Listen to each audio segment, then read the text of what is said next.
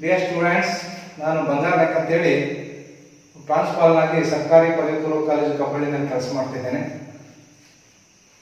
ಈಗ ದ್ವಿತೀಯ PUC ವಿದ್ಯಾರ್ಥಿಗಳಿಗೆ ಅರ್ಥಶಾಸ್ತ್ರದ ಮೊದಲನೇ ಅಧ್ಯಾಯವನ್ನು ನಾನು ಇಲ್ಲಿ ಬೋಧನೆ ಮಾಡಲಿಕ್ಕೆ ಬಂದಿದ್ದೇನೆ. ಅರ್ಥಶಾಸ್ತ್ರದ ಅಧ್ಯಯನದ ವಿಷಯದ ಬಗ್ಗೆ ನಾವು ಮೊದಲು ತಿಳ್ಕೋಬೇಕು. ಅರ್ಥಶಾಸ್ತ್ರದ ಅಧ್ಯಯನದ ವಿಷಯ ಅಂತಂದ್ರೆ ಏನು ಅಂದ್ರೆ ಯಾವ ವಿಷಯವನ್ನು ಕುರಿತು ಅರ್ಥಶಾಸ್ತ್ರ ಅಧ್ಯಯನವನ್ನ ಮಾಡ್ತದೆ ಅಂದ್ರೆ ಮನುಷ್ಯನ ಅಪರಿಮಿತವಾದಂತಹ ಬಯಕೆಗಳು ಮತ್ತು ಮನುಷ್ಯನಿಗೆ ಅಪರಿಮಿತವಾದಂತಹ ಬಯಕೆಗಳನ್ನು ಈಡೇರಿಸಿಕೊಳ್ಳಲಿಕ್ಕೆ ಬೇಕಾದಂತಹ ಸಾಧನ ಸಂಪನ್ಮೂಲಗಳು, ಈ ಎರಡರ ಸಮತೋಲನದ ಬಗ್ಗೆ ಅರ್ಥಶಾಸ್ತ್ರ ಅಧ್ಯಯನವನ್ನು ಮಾಡ್ತದೆ. ಅಂದ್ರೆ ಈ ವಿಚಾರಗಳು ಬಂದಾಗ ಒಂದ್ ಕಡೆ ಮನುಷ್ಯನ ಅಪರಿಮಿತವಾದಂತಹ ಬಯಕೆಗಳನ್ನ ನೋಡ್ತೇವೆ, ಮತ್ತೊಂದ್ ಕಡೆ ಆತನ ಬಯಕೆಗಳನ್ನು ಈಡೇರಿಸಿಕೊಳ್ಳಲಿಕ್ಕೆ ಬೇಕಾದಂತಹ ಸಂಪನ್ಮೂಲಗಳು ಕೊರತೆಯಲ್ಲಿದ್ದಾವೆ ಹಾಗೂ ಕೊರತೆಯಲ್ಲಿರುವುದರ ಜೊತೆಗೆ ಅವು ವಿವಿಧ ಉಪಯೋಗಗಳನ್ನು ಕೂಡ ಹೊಂದಿದ್ದಾವೆ. ಈ ಎರಡು ವಿರುದ್ಧ ದಿಕ್ಕಿನಲ್ಲಿರುವಂತಹ ಅಂದ್ರೆ ಒಂದು ಅಪರಿಮಿತವಾದಂತಹ ಬಯಕೆಗಳು, ಮತ್ತೊಂದು ಕೊರತೆಯಲ್ಲಿರುವಂತಹ ಸಂಪನ್ಮೂಲಗಳು, ಈ ಎರಡರ ನಡುವೆ ಸಮತೋಲನವನ್ನ ಸಾಧಿಸುವುದು ಹೇಗೆ ಅನ್ನೋದೇ ಅರ್ಥಶಾಸ್ತ್ರದ ಅಧ್ಯಯನದ ವಿಷಯ ಅಂತ ನಾವು ಸಂಕ್ಷಿಪ್ತವಾಗಿ ಹೇಳ್ಬಹುದು. ಯಾಕಂದ್ರೆ ಒಂದ್ ಕಡೆ ಮಾನವನ ಬಯಕೆಗಳು ಒಂದಲ್ಲ ಒಂದು ರೀತಿಯಲ್ಲಿ ಅಂದ್ರೆ ಒಂದನ್ನ ಈಡೇರಿಸಿದ್ರೆ ಮತ್ತೊಂದನ್ನ ಈಡೇರಿಸಿದ್ರೆ ಮುಗಿದೊಂದು, ಹೀಗೆ ಹೆಚ್ಚಾಗ್ತಾನೆ ಹೋಗ್ತದೆ. ಅಂದ್ರೆ ಅಪರಿಮಿತವಾದ ಪ್ರಮಾಣದಲ್ಲಿದೆ. ಆದರೆ ಅದೇ ಸಮಯದಲ್ಲಿ ಆತನ ಬಯಕೆಗಳನ್ನ ಈಡೇರಿಸಲಿಕ್ಕೆ ಬೇಕಾದಂತಹ ಸಂಪನ್ಮೂಲಗಳು ಕೊರತೆಯಲ್ಲಿದ್ದಾವೆ, ಮುಗಿದು ಹೋಗ್ತವೆ ಮತ್ತು ವಿವಿಧ ಉಪಯೋಗಗಳನ್ನು ಕೂಡ ಹೊಂದಿದ್ದಾವೆ. ಈ ರೀತಿ ವಿವಿಧ ಉಪಯೋಗಗಳನ್ನು ಹೊಂದಿರುವಂತಹ ಕೊರತೆಯಲ್ಲಿರುವಂತಹ ಸಂಪನ್ಮೂಲಗಳನ್ನು ಬಳಸಿಕೊಂಡು ಮನುಷ್ಯ ತನ್ನ ಅಪರಿಮಿತವಾದಂತಹ ಬಯಕೆಗಳನ್ನ ಈಡೇರಿಸಿಕೊಳ್ಳೋದು ಹೇಗೆ, ತೃಪ್ತಿಪಡಿಸಿಕೊಳ್ಳೋದು ಹೇಗೆ ಅನ್ನೋದನ್ನ ಕುರಿತು ಅಧ್ಯಯನ ಮಾಡುವುದೇ ಅರ್ಥಶಾಸ್ತ್ರದ ಪ್ರಮುಖ ಅಧ್ಯಯನದ ವಿಷಯವಾಗಿದೆ ಅಂತ ನಾವು ಹೇಳ್ಬೋದು. ಈಗ ನಾವು ಪ್ರಾಥಮಿಕವಾಗಿ ನೋಡೋದಾದ್ರೆ ಎಲ್ಲಾ ವ್ಯಕ್ತಿಗಳು ಅಂದ್ರೆ ರೈತ ಇರ್ಬೋದು, ಕಾರ್ಮಿಕ ಇರ್ಬೋದು, ಶಿಕ್ಷಕ ಇರ್ಬೋದು, ವೈದ್ಯ ಇರ್ಬೋದು, ಇಂಜಿನಿಯರ್ ಇರ್ಬೋದು, ಹೀಗೆ ಪ್ರತಿಯೊಬ್ಬ ವ್ಯಕ್ತಿಯು ಕೂಡ ಒಂದಲ್ಲ ಒಂದು ಚಟುವಟಿಕೆಯನ್ನ ನಡೆಸೋದ್ರಲ್ಲಿ ನಿರತನಾಗಿರ್ತಾನೆ. ಯಾಕೆ ಆ ರೀತಿ ಪ್ರತಿಯೊಬ್ಬ ವ್ಯಕ್ತಿ ಕೂಡ ಒಂದಲ್ಲ ಒಂದು ಚಟುವಟಿಕೆಯಲ್ಲಿ ನಿರತನಾಗಿರ್ತಾನೆ ಅಂತಂದ್ರೆ ಅವನು ಆದಾಯವನ್ನು ಗಳಿಸೋದಕ್ಕಾಗಿ, ಆದಾಯವನ್ನು ಗಳಿಸಿ ಆ ಆದಾಯವನ್ನು ವಿನಿಯೋಗ ಮಾಡಿ, ಆದಾಯವನ್ನು ಖರ್ಚು ಮಾಡಿ ತನಗೆ ಬೇಕಾದಂತಹ ಸರಕುಗಳನ್ನು ಖರೀದಿ ಮಾಡಿ ತನ್ನ ಬಯಕೆಗಳನ್ನ ತೃಪ್ತಿಪಡಿಸಿಕೊಳ್ಳೋದಕ್ಕಾಗಿ ಅವನು ಚಟುವಟಿಕೆಗಳಲ್ಲಿ ನಿರತನಾಗಿರ್ತಾನೆ. ಇದು ಈ ಒಂದು ಬಯಕೆಗಳನ್ನ ಈಡೇರಿಸಿಕೊಳ್ಳೋದು ಮತ್ತು ಸಂಪನ್ಮೂಲಗಳನ್ನ ಮಿತವಾಗಿ ಬಳಸಿಕೊಳ್ಳೋದು, ಇದರ ನಡುವೆ ಸಮತೋಲನವನ್ನು ಸಾಧಿಸುವುದು ಹೇಗೆ ಅನ್ನೋದನ್ನು ತಿಳಿಸುವುದೇ ಅರ್ಥಶಾಸ್ತ್ರದ ಪ್ರಮುಖವಾದಂತಹ ಅಧ್ಯಯನದ ವಿಷಯ. ಇಲ್ಲಿ ನಾವು ಎಲ್ಲಾ ವ್ಯಕ್ತಿಗಳನ್ನ ನಾವು ನೋಡಿದಾಗ ಆ ವ್ಯಕ್ತಿಗಳು ಸಂಪನ್ಮೂಲಗಳನ್ನ ಬಳಸಿಕೊಳ್ಳುವಾಗ ಬಹಳ ಎಚ್ಚರಿಕೆಯಿಂದ ನೋಡ್ಬೇಕಾಗ್ತದೆ, ಅಂದ್ರೆ ಎಚ್ಚರಿಕೆಯನ್ನ ವಹಿಸಬೇಕಾಗ್ತದೆ. ಅಂದ್ರೆ ಒಬ್ಬ ಮನುಷ್ಯ ತನ್ನಲ್ಲಿರುವಂತಹ ಕೃಷಿ ಭೂಮಿ ಇರ್ಬೋದು, ತನ್ನಲ್ಲಿರುವಂತಹ ಹಣ ಇರ್ಬೋದು, ತನ್ನಲ್ಲಿರುವಂತಹ ಆಹಾರ ಪದಾರ್ಥಗಳಿರ್ಬೋದು, ಹೀಗೆ ಎಲ್ಲಾ ವಸ್ತುಗಳನ್ನ ಅವನು ಬಳಸ್ಕೊಳ್ಳುವಾಗ ಹಲವಾರು ಬೇರೆ ಉದ್ದೇಶಗಳಿಗೆ ಬಳಸ್ಕೊಂಡಾಗ ಅವನು ಯಾವ ಉದ್ದೇಶದಿಂದ ಹೆಚ್ಚು ಲಾಭ, ಯಾವ ಉದ್ದೇಶದಿಂದ ಹೆಚ್ಚು ತೃಪ್ತಿ, ಯಾವ ಉದ್ದೇಶದಿಂದ ಹೆಚ್ಚು ಅನುಕೂಲ ಅನ್ನೋದನ್ನ ತೀರ್ಮಾನ ಮಾಡಿ ಆ ನಂತರ ತನ್ನ ಅನುಭೋಗವನ್ನ, ತನ್ನ ಬಳಕೆಯನ್ನ, ತನ್ನ ಉತ್ಪಾದನೆ ಚಟುವಟಿಕೆಯನ್ನ ಪ್ರಾರಂಭ ಮಾಡಬೇಕಾಗ್ತದೆ. ಈಗ ಇಲ್ಲಿ ಅರ್ಥಶಾಸ್ತ್ರದ ಅಧ್ಯಯನದ ವಿಷಯವನ್ನು ತಿಳ್ಕೊಂಡ ನಂತರ ಅರ್ಥಶಾಸ್ತ್ರದ ಮೂಲಭೂತ ಸಮಸ್ಯೆಗಳು ಅಥವಾ ಅದನ್ನ ನಾವು ಕೇಂದ್ರೀಯ ಸಮಸ್ಯೆಗಳು ಅಂತ ಕೂಡ ಕರಿತೀವಿ. ಅರ್ಥಶಾಸ್ತ್ರದ ಮೂಲಭೂತ ಸಮಸ್ಯೆಗಳು ಅಥವಾ ಕೇಂದ್ರೀಯ ಸಮಸ್ಯೆಗಳು ಏನಪ್ಪಾ ಅಂತಂದ್ರೆ, ಮೊದಲನೇದಾಗಿ ಏನನ್ನ ಉತ್ಪಾದನೆ ಮಾಡಬೇಕು ಅಂದ್ರೆ ಅರ್ಥಶಾಸ್ತ್ರದ ಅಂದ್ರೆ ಆರ್ಥಿಕ ಚಟುವಟಿಕೆಯನ್ನು ನಡೆಸುವಾಗ ನಾವು ಹಲವಾರು ವಸ್ತುಗಳನ್ನು ಉತ್ಪಾದನೆ ಮಾಡಬಹುದು. ಆ ಹಲವಾರು ವಸ್ತುಗಳನ್ನು ಉತ್ಪಾದನೆ ಮಾಡೋದಕ್ಕಿಂತ ಮುಂಚಿತವಾಗಿ ನಾವು ಏನನ್ನು ಉತ್ಪಾದನೆ ಮಾಡಬೇಕು ಮತ್ತು ಎಷ್ಟು ಪ್ರಮಾಣದಲ್ಲಿ ಉತ್ಪಾದನೆಯನ್ನು ಮಾಡಬೇಕು ಅನ್ನೋದನ್ನ ನಾವು ನಿರ್ಧಾರ ಮಾಡಬೇಕು. ಯಾಕಂತಂದ್ರೆ ಒಂದು ಸಂಪನ್ಮೂಲವನ್ನ ಒಂದು ಉತ್ಪಾದನೆಯ ಉದ್ದೇಶಕ್ಕಾಗಿ ಬಳಸ್ಕೊಂಡ್ರೆ ಅದು ಇನ್ನೊಂದು ಉತ್ಪಾದನೆ ಉದ್ದೇಶಕ್ಕೆ ಬಳಕೆ ಆಗೋದಿಲ್ಲ. ಅಂತಂದ್ರೆ ಉದಾಹರಣೆಗೆ ಒಂದು ಕೃಷಿ ಭೂಮಿಯನ್ನ ನಾವು ಭತ್ತ ಬೆಳೆಯೋದಕ್ಕೆ ಉಪಯೋಗಿಸ್ಕೊಂಡ್ಬಿಟ್ರೆ ಅದನ್ನ ನಾವು ಮನೆ ಕಟ್ಟೋದಕ್ಕೆ ಬಳಸೋದಕ್ಕಾಗೋದಿಲ್ಲ, ಅಥವಾ ಕೈಗಾರಿಕೆಯನ್ನು ನಿರ್ಮಾಣ ಮಾಡೋದಕ್ಕೆ ಬಳಸೋದಕ್ಕಾಗೋದಿಲ್ಲ, ಅಥವಾ ಬೇರೆ ಕೃಷಿ ಚಟುವಟಿಕೆಗಳಂದ್ರೆ ಭತ್ತ ಬೆಳೆಯೋದಕ್ಕೆ ಬಳಸ್ಕೊಂಡ್ಬಿಟ್ರೆ ನಾವು ಅದರಲ್ಲಿ ಕಬ್ಬು ಬೆಳೆಯೋದಕ್ಕಾಗಲ್ಲ, ತರಕಾರಿ ಬೆಳೆಯೋದಕ್ಕಾಗಲ್ಲ, ಹತ್ತಿ ಬೆಳೆಯೋದಕ್ಕಾಗಲ್ಲ, ಅಥವಾ ಬೇರೆ ಉದ್ದೇಶಕ್ಕೆ ಬಳಸೋಕ್ಕಾಗಲ್ಲ. ಹೀಗಾಗಿ ಕೃಷಿ ಭೂಮಿಯನ್ನ ಬಳಸ್ಕೋಬೇಕಾದ್ರೆ ನಾವು ಯಾವ ಉದ್ದೇಶಕ್ಕಾಗಿ ಬಳಸ್ಕೋಬೇಕು ಅನ್ನೋದನ್ನ ನಾವು ತೀರ್ಮಾನ ಮಾಡಬೇಕು. ಇದನ್ನು ನಾವು ಏನನ್ನು ಉತ್ಪಾದನೆ ಮಾಡಬೇಕು ಅಂದ್ರೆ ಒಂದು ಆರ್ಥಿಕ ವ್ಯವಸ್ಥೆಯಲ್ಲಿ ಜನ ಯಾವ ವಸ್ತುಗಳನ್ನ ಹೆಚ್ಚು ಬಳಕೆ ಮಾಡ್ತಾರೆ ಅಂದ್ರೆ ಜನಕ್ಕೆ ಆಹಾರ ಪದಾರ್ಥಗಳು ಬೇಕೇ ಅಥವಾ ತಾಂತ್ರಿಕ ವಸ್ತುಗಳು ಬೇಕೇ ಅಥವಾ ಕೈಗಾರಿಕಾ ವಸ್ತುಗಳು ಬೇಕೇ ಅಥವಾ ಶ್ರೀಮಂತ ವಸ್ತುಗಳು ಬೇಕೇ ಅಥವಾ ಜನಸಾಮಾನ್ಯರು ಬಳಸುವಂತ ವಸ್ತುಗಳು ಬೇಕೇ ಅದನ್ನ ತೀರ್ಮಾನ ಮಾಡ್ಕೋಬೇಕು. ಆ ತೀರ್ಮಾನ ಮಾಡಿದ ನಂತರ ಸರಕುಗಳನ್ನು ಉತ್ಪಾದನೆ ಮಾಡಬೇಕಾಗ್ತದೆ. ಇಲ್ಲದೇ ಇದ್ರೆ ಸಂಪನ್ಮೂಲಗಳು ವ್ಯರ್ಥ ಆಗ್ತವೆ, ಜನಸಾಮಾನ್ಯರಿಗೆ ಸರಕುಗಳು ಕೊರತೆ ಉಂಟಾಗ್ತದೆ. ಹೀಗಾಗಿ ಉತ್ಪಾದನೆ ಮಾಡಲಿಕ್ಕಿಂತ ಮುಂಚಿತವಾಗಿ ನಾವು ಏನನ್ನು ಉತ್ಪಾದನೆ ಮಾಡಬೇಕು ಅನ್ನೋದನ್ನ ತೀರ್ಮಾನ ಮಾಡಬೇಕಾಗ್ತದೆ. ಇನ್ನು ಎರಡನೇದು ಹೇಗೆ ಉತ್ಪಾದನೆ ಮಾಡಬೇಕು ಅಂದ್ರೆ ಸರಕು ಮತ್ತು ಸೇವೆಗಳನ್ನ ಉತ್ಪಾದನೆ ಮಾಡೋದಕ್ಕೆ ಯಾವ ತಂತ್ರವನ್ನ ಅನುಸರಿಸಬೇಕು. ಯಾಕಂತಂದ್ರೆ ನಾವು ಯಾವುದೇ ವಸ್ತುವನ್ನ ಬೇರೆ ಬೇರೆ ವಿಧಾನಗಳ ಮೂಲಕ ಉತ್ಪಾದನೆ ಮಾಡಬಹುದು. ಅಂತಂದ್ರೆ ಒಂದು ವಸ್ತುವನ್ನು ಉತ್ಪಾದನೆ ಮಾಡಲಿಕ್ಕೆ ಆಧುನಿಕ ತಂತ್ರಜ್ಞಾನವನ್ನು ಕೂಡ ಬಳಸಬಹುದು, ಮತ್ತೊಂದು ಕಡೆ ಸಾಂಪ್ರದಾಯಿಕವಾಗಿ ಕೂಡ ಉತ್ಪಾದನೆ ಮಾಡಬಹುದು. ಅಥವಾ ಇನ್ನೊಂದು ರೀತಿಯಲ್ಲಿ ಹೇಳೋದಾದ್ರೆ ಯಾವುದೇ ಒಂದು ವಸ್ತುವನ್ನು ಉತ್ಪಾದನೆ ಮಾಡಲಿಕ್ಕೆ ಸಂಪೂರ್ಣವಾಗಿ ಯಂತ್ರಗಳನ್ನೇ ಬಳಸಿ ಉತ್ಪಾದನೆ ಮಾಡಬಹುದು ಅಥವಾ ಸಂಪೂರ್ಣವಾಗಿ ಮಾನವ ಶ್ರಮವನ್ನೇ ಬಳಸಿ ಉತ್ಪಾದನೆ ಕೂಡ ಮಾಡಬಹುದು. ಆ ರೀತಿ ಮಾಡುವಂತ ಒಂದು ಅನುಕೂಲಗಳು ಅಥವಾ ಅವಕಾಶಗಳಿರುವಾಗ ನಮ್ಮ ದೇಶದ ನಮ್ಮ ಆರ್ಥಿಕ ವ್ಯವಸ್ಥೆಯಲ್ಲಿ ಯಾವ ತಂತ್ರಜ್ಞಾನವನ್ನು ಅನುಸರಿಸಬೇಕು ಅಂದ್ರೆ ಹೇಗೆ ಉತ್ಪಾದನೆ ಮಾಡಬೇಕು. ಈಗ ಜನಸಂಖ್ಯೆ ಅಧಿಕ ಪ್ರಮಾಣದಲ್ಲಿರುವಂತಹ ಭಾರತದಂತಹ ರಾಷ್ಟ್ರದಲ್ಲಿ ಶ್ರಮ ಆಧಾರಿತ ಉತ್ಪಾದನೆಯನ್ನು ಮಾಡಬೇಕು. ಅಂದ್ರೆ ಹೆಚ್ಚು ಜನ ಉದ್ಯೋಗಾವಕಾಶಗಳು ಸಿಗುವ ಹಾಗೆ, ಹೆಚ್ಚು ಜನರಿಗೆ ಉದ್ಯೋಗ ಸಿಗುವ ಹಾಗೆ, ಹೆಚ್ಚು ಜನರ ಮಾನವ ಶ್ರಮ ಬಳಕೆ ಆಗುವ ಹಾಗೆ ಉತ್ಪಾದನೆಯನ್ನ ನಡೆಸಬೇಕಾಗ್ತದೆ. ಅದೇ ಈಗ ಜಪಾನ್ ಅಥವಾ ಇಂಗ್ಲೆಂಡ್ ಮುಂತಾದಂತ ಆಸ್ಟ್ರೇಲಿಯಾ ಮುಂತಾದಂತ ಶ್ರೀಮಂತ ರಾಷ್ಟ್ರಗಳಲ್ಲಿ ಜನಸಂಖ್ಯೆ ಕಡಿಮೆ ಇದೆ, ಬಂಡವಾಳ ಜಾಸ್ತಿ ಇದೆ, ತಂತ್ರಜ್ಞಾನ ಉತ್ತಮವಾದಂತ ಮಟ್ಟದಲ್ಲಿದೆ ಅಂತ ರಾಷ್ಟ್ರಗಳಲ್ಲಿ ಸರಕು ಮತ್ತು ಸೇವೆಗಳನ್ನ ಉತ್ಪಾದನೆ ಮಾಡುವಾಗ ಯಾಂತ್ರಿಕ ಶ್ರಮವನ್ನ ಬಳಸಿ ಅಂದ್ರೆ ಯಂತ್ರಗಳನ್ನ ಬಳಸಿ ಉತ್ಪಾದನೆಯನ್ನ ಮಾಡಿಸ್ತಾರೆ. ಅಲ್ಲಿ ಮಾನವ ಶ್ರಮ ಕಡಿಮೆ, ಯಂತ್ರಗಳ ಶ್ರಮ ಜಾಸ್ತಿ. ಅಂದ್ರೆ ಯಂತ್ರಗಳ ಮಹತ್ವ ಜಾಸ್ತಿ, ಮಾನವನ ಶ್ರಮ ಬಹಳ ಕಡಿಮೆ. ಆದ್ರೆ ಭಾರತದಂತ ರಾಷ್ಟ್ರದಲ್ಲಿ ಮಾನವ ಶ್ರಮವನ್ನು ಹೆಚ್ಚಾಗಿ ಬಳಸ್ಕೋಬೇಕು, ಯಂತ್ರಗಳನ್ನ ಕಡಿಮೆ ಬಳಸಬೇಕು. ಆವಾಗ ಮನುಷ್ಯರಿಗೆ ಅಥವಾ ಜನರಿಗೆ ಹೆಚ್ಚು ಉದ್ಯೋಗಾವಕಾಶಗಳು ಸಿಗ್ತದೆ. ಯಾಕಂದ್ರೆ ಭಾರತದಂತ ರಾಷ್ಟ್ರದಲ್ಲಿ ಉತ್ತಮ ತಂತ್ರಜ್ಞಾನವನ್ನು, ಅತ್ಯಾಧುನಿಕ ತಂತ್ರಜ್ಞಾನವನ್ನು ಬಳಸಿ ಬೃಹತ್ ಪ್ರಮಾಣದ ಯಂತ್ರೋಪಕರಣಗಳನ್ನು ಬಳಸಿ ಉತ್ಪಾದನೆ ಮಾಡಿದ್ರೆ ಜನರಿಗೆ ಉದ್ಯೋಗಾವಕಾಶಗಳು ಇರಲ್ಲ, ನಿರುದ್ಯೋಗ ಸೃಷ್ಟಿಯಾಗ್ತದೆ. ಹೀಗಾಗಿ ಯಾವುದೇ ಒಂದು ಆರ್ಥಿಕ ವ್ಯವಸ್ಥೆಯಲ್ಲಿ ಉತ್ಪಾದನೆ ಮಾಡೋದಕ್ಕಿಂತ ಮುಂಚಿತವಾಗಿ ಏನನ್ನ ಉತ್ಪಾದನೆ ಮಾಡಬೇಕು ಅಂತ ತೀರ್ಮಾನ ಮಾಡಿದ ನಂತರ ಅದನ್ನ ಹೇಗೆ ಉತ್ಪಾದನೆ ಮಾಡಬೇಕು ಅನ್ನೋ ಪ್ರಶ್ನೆಯನ್ನು ಕೂಡ ನಾವು ನಿರ್ಧಾರ ಮಾಡಬೇಕಾಗ್ತದೆ. ಮತ್ತು ಮೂರನೆಯದು ಯಾರಿಗಾಗಿ ಉತ್ಪಾದನೆ ಮಾಡಬೇಕು. ಯಾರಿಗಾಗಿ ಉತ್ಪಾದನೆ ಮಾಡಬೇಕು ಅಂತಂದ್ರೆ ಉದಾಹರಣೆಗೆ ಭಾರತದಂತ ರಾಷ್ಟ್ರದಲ್ಲಿ 130 ಕೋಟಿ ಜನರಿದ್ದಾರೆ. ಈ 130 ಕೋಟಿ ಜನರಲ್ಲಿ ಹೆಚ್ಚು ಜನ ಯಾವ ವಸ್ತುವನ್ನ ಇಷ್ಟಪಡ್ತಾರೆ ಅಥವಾ ಹೆಚ್ಚು ಜನರಿಗೆ ಯಾವ ವಸ್ತುಗಳು ಅವಶ್ಯಕತೆ ಇದೆ. ಈಗ ಭಾರತದಲ್ಲಿ 130 ಕೋಟಿ ಜನರು ಇದ್ದಾರೆ. 130 ಕೋಟಿ ಜನರು ಕೂಡ ಲಕ್ಸುರಿಯಸ್ ಕಾರ್ಗಳನ್ನ ಡಿಮ್ಯಾಂಡ್ ಮಾಡೋದಿಲ್ಲ. ಆ ಜನ ಸಾಮಾನ್ಯ ಮಧ್ಯಮ ವರ್ಗದವರು ಮತ್ತು ಬಡವರ್ಗದ ಜನ ಹೆಚ್ಚಾಗಿರೋದ್ರಿಂದ ಅವರಿಗೆ ಬೇಕಾದಂತಹ ಆಹಾರ ಪದಾರ್ಥಗಳು, ಅವರಿಗೆ ಬೇಕಾದಂತಹ ಬಟ್ಟೆ ಬರೆಗಳು, ಅವರಿಗೆ ಬೇಕಾದಂತಹ ಮಧ್ಯಮ ವರ್ಗದ ವಸ್ತುಗಳನ್ನು ಉತ್ಪಾದನೆ ಮಾಡಬೇಕು. ಆ ರೀತಿ ಆದಾಗ ಸರಕುಗಳ ಉತ್ಪಾದನೆಗೆ ಸಂಪನ್ಮೂಲಗಳನ್ನು ಬಳಸಿಕೊಳ್ಳೋದಕ್ಕೆ ಸಾರ್ಥಕ ಆಗ್ತದೆ. ಮತ್ತೊಂದು ಜನರಿಗೆ ಸರಕುಗಳು ಸಿಗ್ತದೆ. ಈಗ ಭಾರತದಂತ ದೇಶದಲ್ಲಿ ನಾವು ಹೆಚ್ಚು ಲಕ್ಸುರಿ ವಸ್ತುಗಳನ್ನ ಉತ್ಪಾದನೆ ಮಾಡಿದ್ವಿ ಅಂತ ಇಟ್ಕೊಳ್ಳಿ.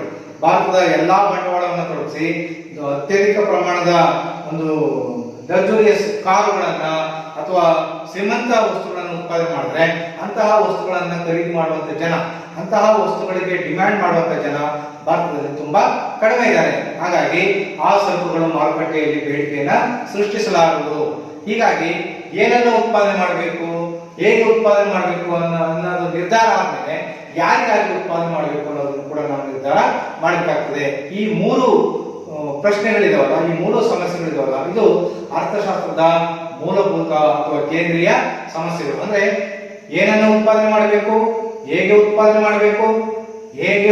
ಮಾಡಬೇಕು ಮತ್ತು ಯಾರಿಗಾಗಿ ಉತ್ಪಾದನೆ ಮಾಡಬೇಕು ಅನ್ನುವಂಥದ್ದು. ಅಂದ್ರೆ ಮೊದಲನೇದಾಗಿ ಏನನ್ನು ಉತ್ಪಾದನೆ ಮಾಡಬೇಕು ಅಂತ ತೀರ್ಮಾನ ಮಾಡಬೇಕು, ಎರಡನೇದಾಗಿ ಆ ಉತ್ಪಾದನೆಯನ್ನು ಹೇಗೆ ಮಾಡಬೇಕು ಅನ್ನೋದನ್ನ ತೀರ್ಮಾನ ಮಾಡಬೇಕು, ಮತ್ತು ಮೂರನೇದಾಗಿ ಯಾರಿಗಾಗಿ ಉತ್ಪಾದನೆ ಮಾಡಬೇಕು ಅನ್ನೋದನ್ನ ತೀರ್ಮಾನ ಮಾಡಬೇಕು. ಈ ಮೂರು ಪ್ರಶ್ನೆಗಳಿಗೆ ಉತ್ತರವನ್ನು ಕಂಡುಹಿಡಿದ್ರೆ ಅರ್ಥಶಾಸ್ತ್ರದ ಮೂಲಭೂತ ಸಮಸ್ಯೆಗಳು ಬಗೆಹರಿತವೆ ಅಥವಾ ಅರ್ಥಶಾಸ್ತ್ರದ ಕೇಂದ್ರೀಯ ಸಮಸ್ಯೆಗಳು ಬಗೆಹರಿತವೆ ಅನ್ನೋದು ನಮ್ಗೆಲ್ಲರಿಗೂ ಗೊತ್ತಿರುವಂತ ವಿಚಾರ. ಮತ್ತೆ ಮುಂದಿನ ಒಂದು ವಿಷಯ ಏನಂತಂದ್ರೆ ಉತ್ಪಾದನಾ ಸಾಧ್ಯತಾ ರೇಖೆ ಅಥವಾ ಉತ್ಪಾದನಾ ಸಾಧ್ಯತಾ ಗಡಿ. ಅಂತಂದ್ರೆ ನಾವು ಒಂದು ಉತ್ಪಾದನಾ ಸಾಧ್ಯತೆಗಳನ್ನ ಲೆಕ್ಕ ಹಾಕುವಾಗ ಅಂದ್ರೆ ನಮ್ಮಲ್ಲಿರುವಂತಹ ಸಂಪನ್ಮೂಲಗಳನ್ನು ಬಳಸಿಕೊಂಡು ಬೇರೆ ಬೇರೆ ವಸ್ತುಗಳನ್ನು ಉತ್ಪಾದನೆ ಮಾಡಬಹುದು. ಆ ಬೇರೆ ಬೇರೆ ಸರಕುಗಳನ್ನು ಉತ್ಪಾದನೆ ಮಾಡುವಾಗ ಯಾವ ವಸ್ತುಗಳನ್ನು ಉತ್ಪಾದನೆ ಮಾಡೋದ್ರಿಂದ ನಮ್ಗೆ ಹೆಚ್ಚು ಲಾಭ, ಹೆಚ್ಚು ಜನರಿಗೆ ಅನುಕೂಲ ಅನ್ನೋದನ್ನು ತೀರ್ಮಾನ ಮಾಡಬೇಕು. ಉದಾಹರಣೆಗೆ ಭಾರತದಂತ ರಾಷ್ಟ್ರದಲ್ಲಿ ಒಂದು ಕೃಷಿ ಭೂಮಿ ಇದೆ ಅಂತ ಇಟ್ಕೊಳ್ಳಿ. ಅಂದ್ರೆ ಕೃಷಿ ಭೂಮಿಯನ್ನ ಹತ್ತಿ ಮತ್ತು ಒಂದು ಬೇರೆ ಉತ್ಪಾದನೆಯನ್ನು ಕಾರುಗಳನ್ನು ಉತ್ಪಾದನೆ ಮಾಡಬಹುದು ಅಂತ ಇಟ್ಕೊಳ್ಳಿ. ಹತ್ತಿ ಮತ್ತು ಕಾರುಗಳನ್ನು ಉತ್ಪಾದನೆ ಮಾಡಬಹುದು. ಹತ್ತಿಯನ್ನು ಉತ್ಪಾದನೆ ಮಾಡೋದಕ್ಕೆ ಬಳಸಿದ್ರೆ ಸಂಪನ್ಮೂಲಗಳು ಕಾರುಗಳನ್ನು ಉತ್ಪಾದನೆ ಮಾಡಲಿಕ್ಕೆ ಬಳಸಕ್ಕಾಗೋದಿಲ್ಲ, ಅಥವಾ ಕಾರುಗಳನ್ನು ಉತ್ಪಾದನೆ ಮಾಡೋದಕ್ಕೆ ಸಂಪನ್ಮೂಲಗಳನ್ನು ಬಳಸ್ಕೊಂಡ್ರೆ ಹತ್ತಿಯನ್ನು ಉತ್ಪಾದನೆ ಮಾಡಲಿಕ್ಕೆ ಬಳಸ್ಕೊಳ್ಳೋದಕ್ಕಾಗೋದಿಲ್ಲ. ಉದಾಹರಣೆಗೆ ಒಂದು ಯೂನಿಟ್ ಅಂದ್ರೆ ಎ ಉತ್ಪಾದನಾ ಸಾಧ್ಯತೆ, ಬಿ, ಸಿ, ಡಿ ಮತ್ತು ಇ ಉತ್ಪಾದನಾ ಸಾಧ್ಯತೆಗಳು ಅಂತ ಇಟ್ಕೊಳ್ಳಿ. ಅಂದ್ರೆ ನಾವು ನಮ್ಮಲ್ಲಿರುವಂತಹ ಸಂಪನ್ಮೂಲಗಳನ್ನು ಬಳಸಿಕೊಂಡು ಎ, ಬಿ, ಸಿ, ಡಿ ಮತ್ತು ಇ ಉತ್ಪಾದನೆಗಳನ್ನ ಅಂದ್ರೆ ಆ ಪ್ರಮಾಣದ ಉತ್ಪಾದನೆಯನ್ನ ಮಾಡಬಹುದು. ಎ ಉತ್ಪಾದನಾ ಸಾಧ್ಯತೆಯಲ್ಲಿ 10 ಗೋಧಿಯನ್ನು ಉತ್ಪಾದನೆ ಮಾಡಬಹುದು. ಆಗ ನಾವು ಕಾರುಗಳನ್ನು ಉತ್ಪಾದನೆ ಮಾಡಲಿಕ್ಕೆ ಸಾಧ್ಯ ಇಲ್ಲ. ಅಂದ್ರೆ ನಮ್ಮಲ್ಲಿರುವಂತಹ ಎಲ್ಲಾ ಸಂಪನ್ಮೂಲಗಳನ್ನ ಬಳಸ್ಕೊಂಡ್ರೆ 10 ಘಟಕಗಳಷ್ಟು ಹತ್ತಿಯನ್ನು ಉತ್ಪಾದನೆ ಮಾಡಬಹುದು, ಆದ್ರೆ ಒಂದು ಕಾರನ್ನು ಉತ್ಪಾದನೆ ಮಾಡಲಿಕ್ಕೆ ಸಾಧ್ಯ ಇಲ್ಲ. ಆಗ ನಾವು ಬಿ ಸಂಯೋಜನೆಯನ್ನ ಬಳಸಿದ್ರೆ ಬಿ ಸಂಯೋಜನೆಯಲ್ಲಿ 9 ಹತ್ತಿಯನ್ನು ಉತ್ಪಾದನೆ ಮಾಡಬಹುದು, ಒಂದು ಕಾರನ್ನು ಉತ್ಪಾದನೆ ಮಾಡಬಹುದು. ಅಂದ್ರೆ ಬಿ ಸಂಯೋಜನೆಯನ್ನು ಆಯ್ಕೆ ಮಾಡಿಕೊಂಡ್ರೆ ನಾವು ಅದೇ ಸಂಪನ್ಮೂಲವನ್ನು ಬಳಸಿ 9 ಘಟಕದಷ್ಟು ಹತ್ತಿಯನ್ನು ಉತ್ಪಾದನೆ ಮಾಡಬಹುದು ಅಥವಾ ಒಂದು ಘಟಕದಷ್ಟು ಕಾರನ್ನು ಉತ್ಪಾದನೆ ಮಾಡಬಹುದು. ಹಾಗೆಯೇ ಸಿ ಸಂಯೋಜನೆಯನ್ನು ನಾವು ಬಳಸೋದಾದ್ರೆ ಅವಾಗ 7 ಹತ್ತಿಯನ್ನು ಉತ್ಪಾದನೆ ಮಾಡಬಹುದು, 2 ಕಾರನ್ನ ಉತ್ಪಾದನೆ ಮಾಡಬಹುದು. ಅಂದ್ರೆ ಕಾರುಗಳನ್ನ 2 ಘಟಕದಷ್ಟು ಉತ್ಪಾದನೆ ಮಾಡಬಹುದು ಅಥವಾ 7 ಘಟಕದಷ್ಟು ಹತ್ತಿಯನ್ನ ಉತ್ಪಾದನೆ ಮಾಡಬಹುದು. ಹಾಗೆ ಡಿ ಸಂಯೋಜನೆಯನ್ನ ತೆಗೆದುಕೊಂಡ್ರೆ ಡಿ ಯಲ್ಲಿ ನಾವು 4 ಮತ್ತು 3 ಅಂದ್ರೆ 4 ಹತ್ತಿಯನ್ನ ಉತ್ಪಾದನೆ ಮಾಡಬಹುದು ಅಥವಾ 3 ಕಾರನ್ನು ಉತ್ಪಾದನೆ ಮಾಡಬಹುದು. ಹಾಗೆ ನಾವು ಈ ಸಂಯೋಜನೆಯನ್ನು ತೆಗೆದುಕೊಂಡ್ರೆ ನಾವು 0 ಹತ್ತಿಯನ್ನು ಉತ್ಪಾದನೆ ಮಾಡಬಹುದು ಅಥವಾ 4 ಕಾರನ್ನು ಉತ್ಪಾದನೆ ಮಾಡಬಹುದು. ಈಗ ಇಲ್ಲಿ ನಮಗೆ ಗೊತ್ತಾಗುವಂತಹ ಅಂಶ ಅಂತಂದ್ರೆ ನಮ್ಮಲ್ಲಿರುವಂತಹ ಎಲ್ಲಾ ಸಂಪನ್ಮೂಲವನ್ನು ಉಪಯೋಗಿಸಿಕೊಂಡು 10 ಘಟಕದಷ್ಟು ಹತ್ತಿಯನ್ನು ಉತ್ಪಾದನೆ ಮಾಡಿದ್ರೆ ನಮಗೆ ಕಾರನ್ನು ಉತ್ಪಾದನೆ ಮಾಡಲಿಕ್ಕೆ ಯಾವ ಸಂಪನ್ಮೂಲವೂ ಸಿಗೋದಿಲ್ಲ. ಆದ್ರೆ ನಾವು ಕೇವಲ ಹತ್ತಿಯನ್ನು ಉತ್ಪಾದನೆ ಮಾಡಿದ್ರು ನಾವು ಜೀವನ ಮಾಡೋಕ್ಕಾಗಲ್ಲ. ಅಥವಾ ಇಲ್ಲಿ ನೋಡಿ ಕಾರಣ ಈಗ ಈ ಒಂದು ಸಂಯೋಜನೆಯಲ್ಲಿ ನಾವು ಎಲ್ಲಾ ಸಂಪನ್ಮೂಲಗಳನ್ನು ಉಪಯೋಗಿಸಿಕೊಂಡು 4 ಘಟಕಗಳಷ್ಟು ಕಾರಣ ಉತ್ಪಾದನೆ ಮಾಡಬಹುದು, ಆದ್ರೆ ಆವಾಗ ಹತ್ತಿಯನ್ನು ನಾವು ಉತ್ಪಾದನೆ ಮಾಡಲಿಕ್ಕೆ ಸಂಪನ್ಮೂಲ ಇರೋದಿಲ್ಲ. ಹೀಗಾಗಿ ಕಾರನ್ನು ಉತ್ಪಾದನೆ ಮಾಡಬೇಕೆ ಅಥವಾ ಹತ್ತಿಯನ್ನು ಉತ್ಪಾದನೆ ಮಾಡಬೇಕೆ ಅನ್ನುವಂಥದ್ದು ಸಮಸ್ಯೆ ಇರ್ತದೆ. ಅಂದ್ರೆ ಗರಿಷ್ಠ ಪ್ರಮಾಣದ ಹತ್ತಿಯನ್ನು ಉತ್ಪಾದನೆ ಮಾಡಿದಾಗ ಕಾರು ಉತ್ಪಾದನೆ ಮಾಡಲಿಕ್ಕೆ ನಮಗೆ ಸಂಪನ್ಮೂಲ ಇರಲ್ಲ, ಅಥವಾ ಗರಿಷ್ಠ ಪ್ರಮಾಣದ ಕಾರನ್ನು ಉತ್ಪಾದನೆ ಮಾಡಿದಾಗ ನಮಗೆ ಹತ್ತಿಯನ್ನು ಉತ್ಪಾದನೆ ಮಾಡಲಿಕ್ಕೆ ಸಂಪನ್ಮೂಲ ಇರೋದಿಲ್ಲ. ಹೀಗಾಗಿ ನಾವು ಯಾವುದೇ ಒಂದು ಸಂಪನ್ಮೂಲವನ್ನ ಗರಿಷ್ಠ ಪ್ರಮಾಣದಲ್ಲಿ ಉತ್ಪಾದನೆ ಮಾಡಿ ಇನ್ನೊಂದು ಉತ್ಪಾದನೆಯನ್ನ 0 ಅಥವಾ ಶೂನ್ಯ ಮಾಡಲಿಕ್ಕೆ ಸಾಧ್ಯ ಇಲ್ಲ. ಯಾಕಂದ್ರೆ ಪ್ರತಿಯೊಂದು ರಾಷ್ಟ್ರದಲ್ಲಿ ಕೂಡ ಎಲ್ಲಾ ರೀತಿಯ ಸರಕುಗಳನ್ನು ನಾವು ಉತ್ಪಾದನೆ ಮಾಡಬೇಕಾಗ್ತದೆ. ಹಾಗಾಗಿ ನಾವು ಈ ಒಂದು ಬಿ, ಸಿ, ಡಿ ಈ ಸಂಯೋಜನೆಗಳಲ್ಲಿ ಯಾವುದಾದ್ರೂ ಒಂದು ಪಾಯಿಂಟ್ ಅನ್ನ, ಯಾವುದಾದ್ರೂ ಒಂದು ಬಿಂದುವನ್ನು, ಯಾವುದಾದ್ರೂ ಒಂದು ಸಂಯೋಜನೆಯನ್ನ ಆಯ್ಕೆ ಮಾಡ್ಕೋಬೇಕಾಗ್ತದೆ. ಆದ್ರೆ ಎಲ್ಲಾ ಸಾಧ್ಯತೆಗಳು ಕೂಡ ಇದೆ. ಈ ಒಂದು ಸಾಧ್ಯತೆಯನ್ನ ಅಂದ್ರೆ ಈ ಒಂದು ಉತ್ಪಾದನಾ ಸಾಧ್ಯತೆಯನ್ನ ನಾವು ರೇಖಾಚಿತ್ರದ ಮೂಲಕ ಕೂಡ ನಾವು ವಿವರಣೆ ಮಾಡಬಹುದು. ಉದಾಹರಣೆಗೆ ಇಲ್ಲಿ ನಾವು ಈ ರೀತಿ ಬರೀತೀವಿ. ಈ ರೀತಿ ಬರೆದಾಗ ಇಲ್ಲಿ ನಾವು ಹತ್ತಿಯನ್ನ ಇಲ್ಲಿ ಗುರುತಿಸ್ತೇವೆ, ಇಲ್ಲಿ ಕಾರು ಉತ್ಪಾದನೆಯನ್ನ ಗುರುತಿಸ್ತೇವೆ. ಈಗ ಇಲ್ಲಿ ನಾವು ಇದನ್ನ ಎ ಬಿಂದು, ಇದನ್ನ ಬಿ ಬಿಂದು, ಇದನ್ನ ಸಿ ಬಿಂದು, ಇದನ್ನ ಡಿ ಬಿಂದು, ಇದನ್ನ ಇ ಬಿಂದು ಅಂತ ಗುರುತಿಸ್ತೇವೆ. ಇಲ್ಲಿ 0 ಇದೆ. ಅಂದ್ರೆ ನಮ್ಮಲ್ಲಿರುವಂತಹ ಎಲ್ಲಾ ಸಂಪನ್ಮೂಲಗಳನ್ನ ಬಳಸಿಕೊಂಡು ಈ ಪ್ರಮಾಣದ ಕಾರನ್ನು ಉತ್ಪಾದನೆ ಮಾಡಬಹುದು, ಅಥವಾ ನಮ್ಮಲ್ಲಿರುವಂತಹ ಎಲ್ಲಾ ಸಂಪನ್ಮೂಲಗಳನ್ನು ಬಳಸಿಕೊಂಡು OA ಪ್ರಮಾಣದ ಹತ್ತಿಯನ್ನು ಉತ್ಪಾದನೆ ಮಾಡಬಹುದು. ಅಂತಂದ್ರೆ OA ಪ್ರಮಾಣದ ಹತ್ತಿಯನ್ನು ಉತ್ಪಾದನೆ ಮಾಡಿದ್ರೆ ಕಾರನ್ನು ನಾವು ಉತ್ಪಾದನೆ ಮಾಡ್ಲಿಕ್ಕೆ ಆಗೋದಿಲ್ಲ, ಅಥವಾ OE ಪ್ರಮಾಣದ ಕಾರನ್ನು ಉತ್ಪಾದನೆ ಮಾಡಿದ್ರೆ ನಾವು ಹತ್ತಿಯನ್ನು ಉತ್ಪಾದನೆ ಮಾಡ್ಲಿಕ್ಕೆ ಆಗೋದಿಲ್ಲ. ಹಾಗಾಗಿ ನಾವು ಈ ಎರಡರ ನಡುವೆ ಇರುವಂತಹ BCD ಈ ಸಂಯೋಜನೆಯನ್ನು ಆಯ್ಕೆ ಮಾಡಿಕೊಂಡ್ರೆ ನಾವು ಹತ್ತಿಯನ್ನು ಉತ್ಪಾದನೆ ಮಾಡಬಹುದು, ಕಾರನ್ನು ಕೂಡ ಉತ್ಪಾದನೆ ಮಾಡಬಹುದು. ಉದಾಹರಣೆಗೆ ಇಲ್ಲಿ ನಾವು ಈ ಬಿಂದುವನ್ನು ಆಯ್ಕೆ ಮಾಡಿಕೊಂಡ್ರೆ OB ಪ್ರಮಾಣದ ಹತ್ತಿಯನ್ನು ಉತ್ಪಾದನೆ ಮಾಡಬಹುದು ಮತ್ತು OE1 ಪ್ರಮಾಣದ ಕಾರನ್ನು ಕೂಡ, ಅಂದ್ರೆ ಕಾರಿನ ಉತ್ಪಾದನೆ ಪ್ರಮಾಣ ಕಡಿಮೆ ಮಾಡಿಕೊಂಡು ಹತ್ತಿಯ ಉತ್ಪಾದನೆ ಪ್ರಮಾಣವನ್ನ ಜಾಸ್ತಿ ಮಾಡಿಕೊಂಡು ನಮ್ಮ ಸಂಪನ್ಮೂಲವನ್ನ ಸಮತೋಲನಗೊಳಿಸಬಹುದು. ಇದನ್ನು ನಾವು ಉತ್ಪಾದನಾ ಸಾಧ್ಯತೆಯ ಪ್ರಮಾಣ ಅಥವಾ ಉತ್ಪಾದನಾ ಸಾಧ್ಯತಾ ಗಡಿ ಅಂತ ಕರಿತೀವಿ. ಹೀಗೆ ನಾವು ಯಾವುದೇ ರೇಖೆಯಲ್ಲಿ ಅಂದ್ರೆ ಎ ಇಂದ ಬಿ, ಬಿ ಇಂದ ಸಿ, ಸಿ ಇಂದ ಡಿ, ಡಿ ಇಂದ ಇ ಈ ಯಾವುದೇ ಬಿಂದುಗಳನ್ನು ಆಯ್ಕೆ ಮಾಡಿಕೊಂಡ್ರು ಕೂಡ ಉತ್ಪಾದನಾ ಪ್ರಮಾಣ ಒಂದೇ ಇರ್ತದೆ. ಅಂದ್ರೆ ಅದರ ಒಂದು ಸರಕು ಜಾಸ್ತಿ, ಇನ್ನೊಂದು ಸರಕು ಕಡಿಮೆ ಆಗ್ತಾ ಹೋಗ್ತದೆ. ಇದನ್ನ ನಾವು ಉತ್ಪಾದನಾ ಸಾಧ್ಯತೆ ಅಂತ ಕರಿತೇವೆ. ಈಗ ಈ ಒಂದು ಉತ್ಪಾದನಾ ಸಾಧ್ಯತೆ ರೇಖೆಯನ್ನು ತಿಳ್ಕೊಂಡ ನಂತರ ಈ ಆರ್ಥಿಕ ಚಟುವಟಿಕೆಗಳ ಸಂಘಟನೆ ಅಂತ ನಾವು ಮತ್ತೊಂದು ಅಂಶವನ್ನ ನಾವು ಅಧ್ಯಯನ ಮಾಡಬೇಕಾಗ್ತದೆ. ಯಾವುದು ಆರ್ಥಿಕ ಚಟುವಟಿಕೆಗಳ ಸಂಘಟನೆ ಅಂತಂದ್ರೆ ಈ ಉತ್ಪಾದನಾ ಚಟುವಟಿಕೆಗಳು ಹೇಗೆ ನಡೀತವೆ, ಹೇಗೆ ನಿರ್ಧಾರ ಆಗ್ತದೆ ಅನ್ನೋದನ್ನು ನಾವು ಆರ್ಥಿಕ ಚಟುವಟಿಕೆಗಳ ಸಂಘಟನೆ ಅಂತ ಹೇಳ್ತೀವಿ. ಇಲ್ಲಿ ಪ್ರಮುಖವಾಗಿ ನಾವು ಆರ್ಥಿಕ ಚಟುವಟಿಕೆಗಳ ಸಂಘಟನೆಯನ್ನ 3 ಅಂಶಗಳಾಗಿ ವಿವರಣೆ ಮಾಡಬಹುದು. ಒಂದು ನಿಮಿಷ.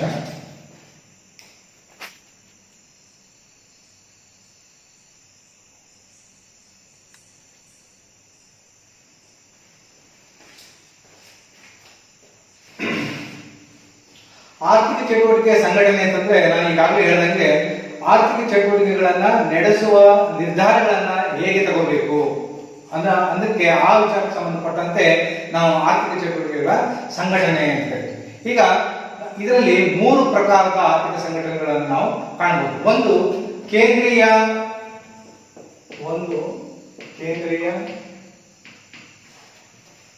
ಯೋಜಿತ ಸಂಘಟನೆ, ಪ್ಲಾನ್.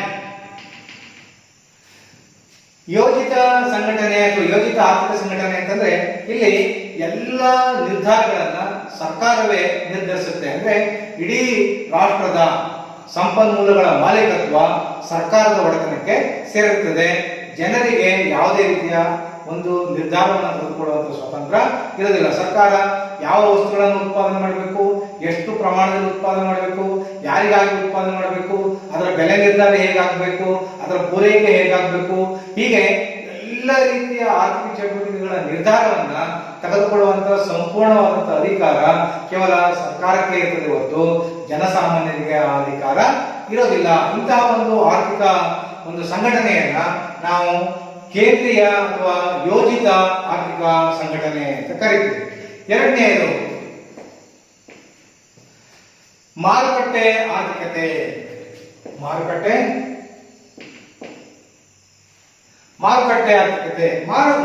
ಆರ್ಥಿಕತೆ ಅಂತಂದ್ರೆ ಏನು?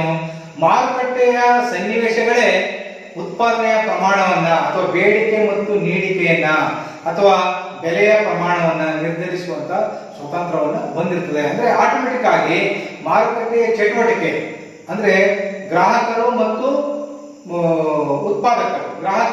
ಉತ್ಪಾದಕರು ಅವರ ಒಂದು ಪೂರೈಕೆ ಮತ್ತು ಬೇಡಿಕೆ ಹೇಗೆ ಕೆಲಸ ಮಾಡ್ತದೆ ಅಥವಾ ಹೇಗೆ ಪರಸ್ಪರ ವರ್ತನೆ ಮಾಡ್ತದೆ, ಅವುಗಳ ಆಧಾರದ ಮೇಲೆ ಮಾರುಕಟ್ಟೆಯ ಸನ್ನಿವೇಶಗಳು ನಿರ್ಧಾರ ಆಗ್ತದೆ. ಅಂದ್ರೆ ಯಾವುದೇ ಒಂದು ಮಾರುಕಟ್ಟೆಯಲ್ಲಿ ಯಾವ ಸರಕುಗಳು ಎಷ್ಟು ಉತ್ಪಾದನೆ ಆಗಬೇಕು, ಎಷ್ಟು ಮಾರಾಟ ಆಗಬೇಕು, ಎಷ್ಟು ಬೆಲೆ ನಿರ್ಧಾರ ಆಗಬೇಕು, ಎಷ್ಟು ಉತ್ಪಾದನೆ ಆಗಬೇಕು, ಯಾವ ರೀತಿ ಉತ್ಪಾದನೆ ಆಗಬೇಕು, ಈ ಎಲ್ಲಾ ವಿಚಾರಗಳು ಮಾರುಕಟ್ಟೆಯ ಚಟುವಟಿಕೆಯ ಮೇಲೆ ನಿಯಂತ್ರಣ ಆಗ್ತದೆ, ನಿರ್ಧಾರ ಆಗ್ತದೆ.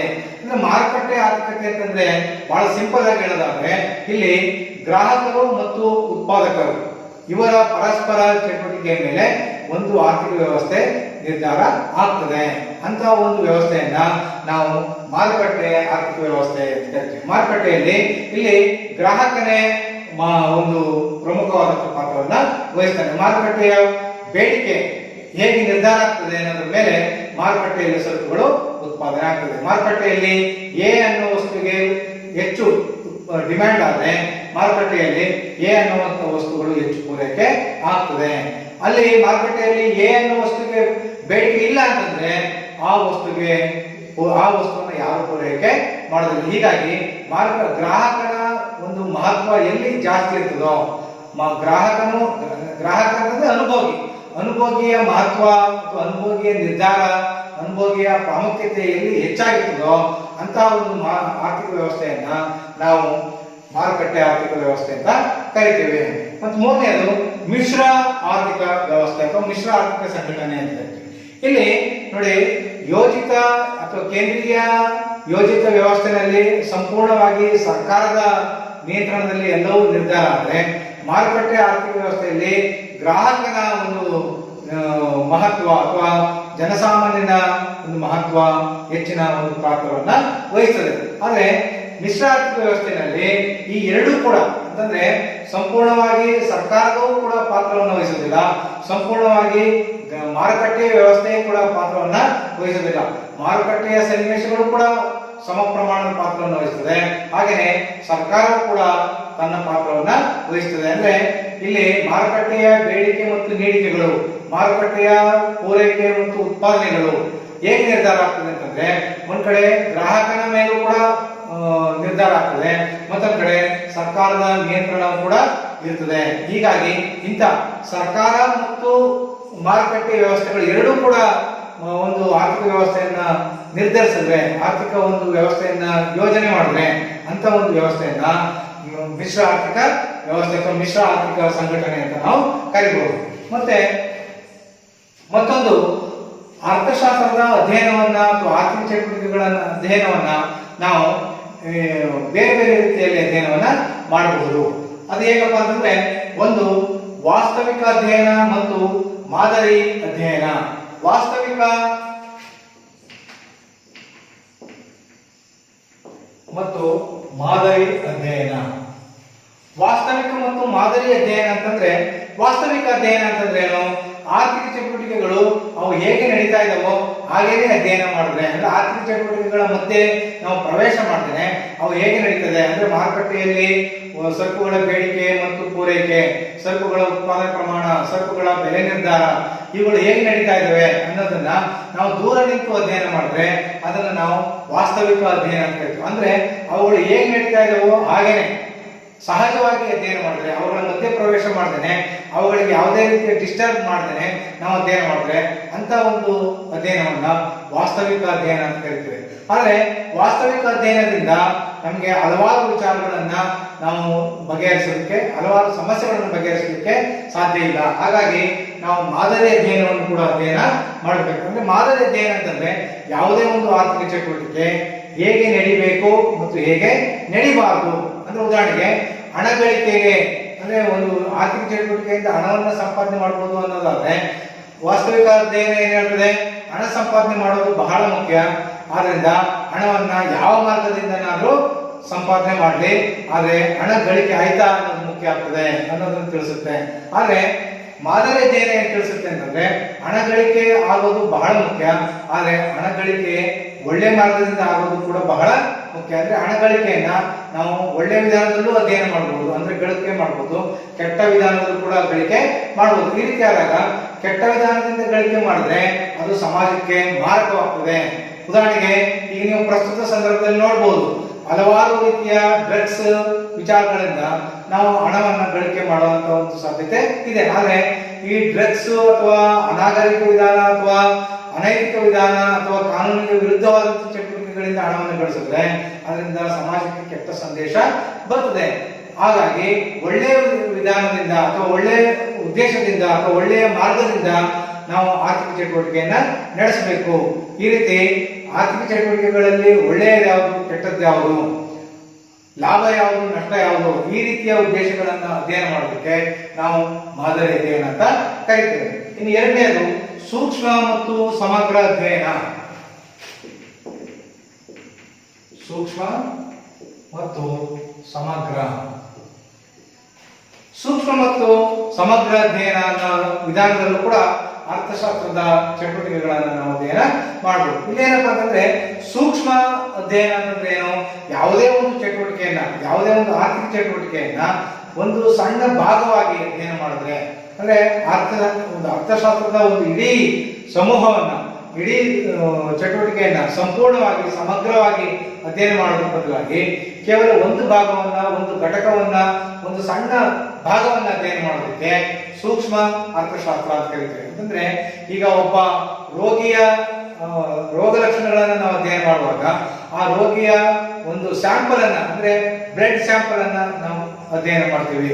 ಒಂದು ರೋಗಿ ಹಾಸ್ಪಿಟಲ್ಗೆ ಹೋದ ಮೇಲೆ ಅವನ ಬ್ಲಡ್ ಸ್ಯಾಂಪಲ್, ಉದಾಹರಣೆಗೆ ಕೊರೋನಾ ಬಂದಾಗ ಅವನ ಒಂದು ಸ್ವ್ಯಾಪ್ ಅನ್ನ ತಗೊಂಡು ನಾವು ಅಧ್ಯಯನವನ್ನ ಮಾಡ್ತೇವೆ. ವೈದ್ಯರು ಅಧ್ಯಯನವನ್ನು ಮಾಡ್ತಾರೆ. ಅಂದ್ರೆ ಅವನ ಒಂದು ಕಾಯಿಲೆ ಏನಿದೆ, ಅವನಿಗೆ ಒಂದು ಸಾಂಕ್ರಾಮಿಕ ಕಾಯಿಲೆ ಏನ್ ಬಂದಿದೆ, ಅಥವಾ ಅವನ ಒಂದು ಆರೋಗ್ಯದ ಪರಿಸ್ಥಿತಿ ಏನಿದೆ, ಅವನ ಒಂದು ದೈಹಿಕ ಗುಣಮಟ್ಟ ಹೇಗಿದೆ ಅನ್ನೋದನ್ನ ನಾವು ಅಧ್ಯಯನ ಮಾಡಬೇಕಾದ್ರೆ ಸೂಕ್ಷ್ಮ ಅಧ್ಯಯನವನ್ನ ಅನುಸರಿಸ್ತೇವೆ. ಯಾಕಂದ್ರೆ ಈಗ ಒಂದು ಅಡಿಗೆ ಮಾಡುವಾಗ ಅನ್ನ ಅಥವಾ ಸಾಂಬಾರ್ ಮಾಡುವಾಗ ಅದರಲ್ಲಿರುವಂತ ಅನ್ನದ ಅಕ್ಕಿಯ ಕಾಳುಗಳು ಅಥವಾ ಸಾಂಬಾರ್ನಲ್ಲಿರುವಂತ ಬೇಳೆ ಕಾಳುಗಳು ಅದು ಬೆಂದಿದೆಯಾ ಇಲ್ವಾ ಅಂತ ನೋಡ್ಬೇಕಾದ್ರೆ ಒಂದು ಅಗಳನ್ನ ಅಥವಾ ಒಂದು ಭಾಗವನ್ನ ನಾವು ತೆಗೆದು ಅದರಲ್ಲಿ ಟೆಸ್ಟ್ ಮಾಡ್ತೇವೆ, ಅದು ಬೆಂದಿದೆಯಾ ಇಲ್ವಾ, ರುಚಿಯಾಗಿದೆಯಾ ಇಲ್ವಾ ಅಂತ ನಾವು ನೋಡ್ತೀವಿ. ಹಾಗೆ ಒಬ್ಬ ವ್ಯಕ್ತಿಯ ಆರೋಗ್ಯವನ್ನ ನಾವು ಟೆಸ್ಟ್ ಮಾಡಬೇಕಾದ್ರೆ ಅವನ ಬ್ಲಡ್ ಸ್ಯಾಂಪಲ್ ಅನ್ನು ತಗೊಂಡು ಅಧ್ಯಯನವನ್ನ ಮಾಡ್ತೇವೆ. ಹಾಗೆ ನಾವು ಆರ್ಥಿಕ ಚಟುವಟಿಕೆಯನ್ನು ಅಧ್ಯಯನ ಮಾಡುವಾಗ ಈ ಕೃಷಿ, ಕೈಗಾರಿಕೆ, ವ್ಯಾಪಾರ, ಸಾರಿಗೆ ಮುಂತಾದ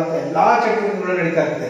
ಈ ಎಲ್ಲಾ ಚಟುವಟಿಕೆಗಳನ್ನ ಅಧ್ಯಯನ ಮಾಡೋದಕ್ಕಾಗಿ ಯಾವುದೋ ಒಂದು ಚಟುವಟಿಕೆಯನ್ನ, ಯಾವುದೋ ಒಂದು ಭಾಗವನ್ನು ಕುರಿತು ಅಧ್ಯಯನ ಮಾಡೋದಕ್ಕೆ ನಾವು ಸೂಕ್ಷ್ಮ ಅರ್ಥಶಾಸ್ತ್ರದ ಅಧ್ಯಯನ ಅಂತ ಕರಿತೇವೆ. ಹಾಗೆ ಅರ್ಥಶಾಸ್ತ್ರದ ಸಮಗ್ರ ಅಧ್ಯಯನ ವಿಧಾನ ಕೂಡ.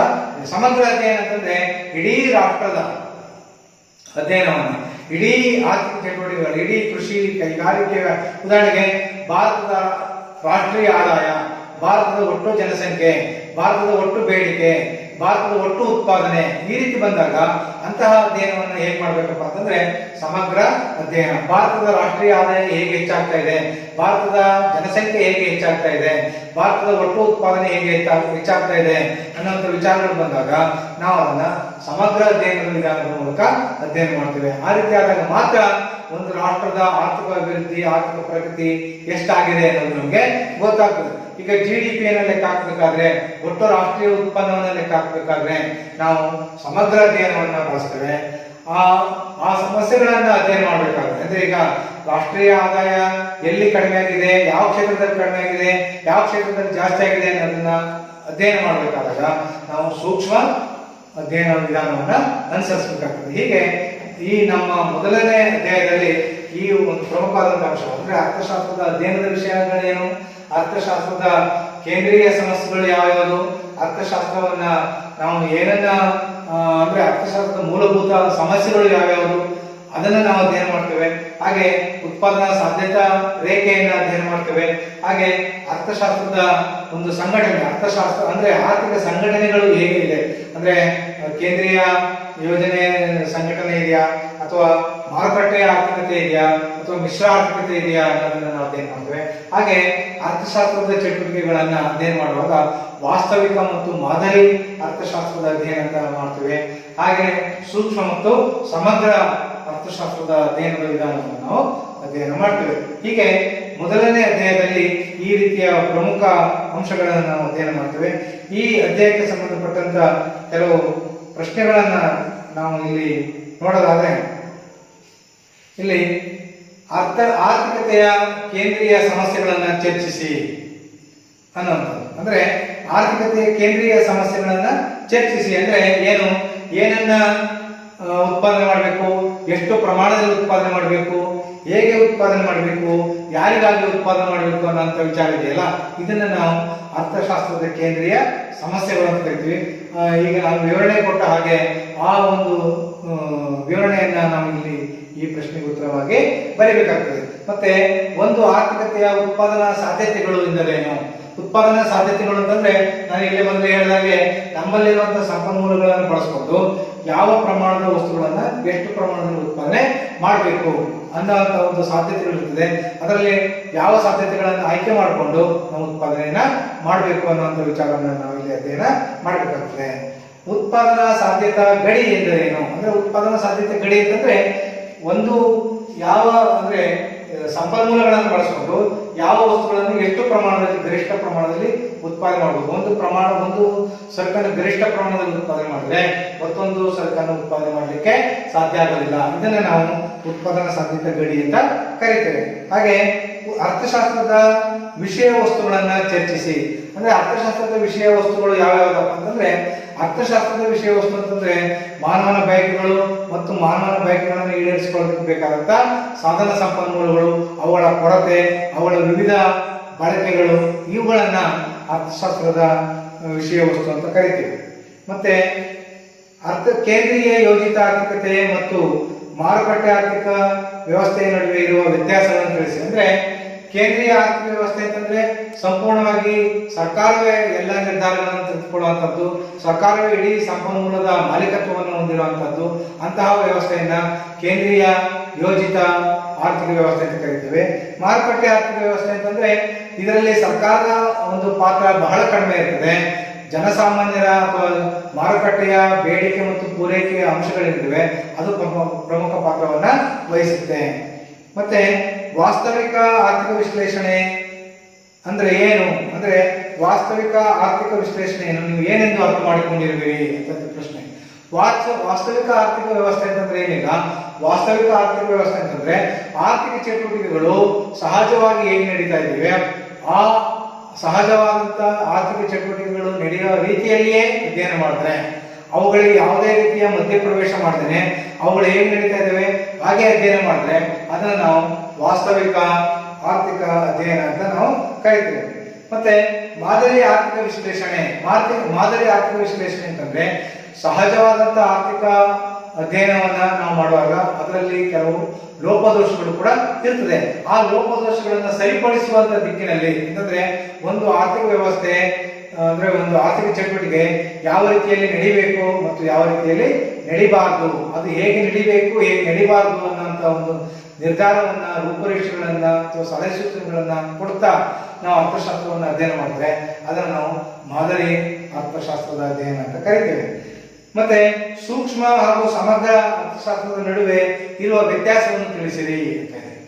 ಸೂಕ್ಷ್ಮ ಅರ್ಥಶಾಸ್ತ್ರ ಮತ್ತು ಸಮಗ್ರ ಅರ್ಥಶಾಸ್ತ್ರ ಅಂತಂದ್ರೆ ಅದರ ನಡುವೆ ಇರುವಂತಹ ವ್ಯತ್ಯಾಸ ಏನಪ್ಪಾ ಅಂತಂದ್ರೆ, ಸೂಕ್ಷ್ಮ ಅರ್ಥಶಾಸ್ತ್ರದ ಅಧ್ಯಯನ ಅಂತಂದ್ರೆ ಯಾವುದೇ ಆರ್ಥಿಕ ಚಟುವಟಿಕೆಯನ್ನ ಸಣ್ಣ ಪ್ರಮಾಣದಲ್ಲಿ ಅಧ್ಯಯನ ಮಾಡಿದ್ರೆ ಅದನ್ನ ನಾವು ಸೂಕ್ಷ್ಮ ಅರ್ಥಶಾಸ್ತ್ರ ಅಂತ ಕರಿತೀವಿ. ಆ ಇಡೀ ಆರ್ಥಿಕ ಚಟುವಟಿಕೆಗಳನ್ನ ಅಧ್ಯಯನ ಮಾಡಿದ್ರೆ ಅಂದ್ರೆ ಎಲ್ಲಾ ರೀತಿಯ ಆರ್ಥಿಕ ಚಟುವಟಿಕೆಗಳನ್ನ ಸಮಗ್ರವಾದ ದೃಷ್ಟಿಕೋನದಿಂದ ಅಧ್ಯಯನ ಮಾಡಿದ್ರೆ ಅದನ್ನ ಸಮಗ್ರ ಅರ್ಥಶಾಸ್ತ್ರ ಅಂತ ನಾವು ಕರಿತೀವಿ. ಇದು ನಾವು ಮೊದಲನೇ ಅಧ್ಯಾಯದಲ್ಲಿ ತಿಳ್ಕೊಬೇಕಾದಂತ ಕೆಲವು ಪ್ರಮುಖವಾದಂತ ಅಂಶಗಳು. Thank you.